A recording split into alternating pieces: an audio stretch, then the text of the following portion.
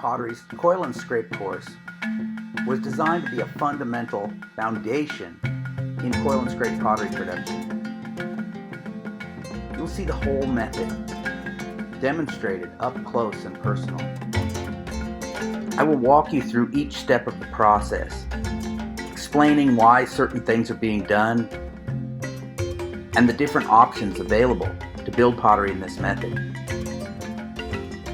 I will alert you to places where potentially problems could arise in the process of building coil and scrape pottery. I'll not only demonstrate different methods of coiling and scraping, but we'll also talk about your work area and your tools. I'll show you how to go about finishing your pot, getting a smooth surface,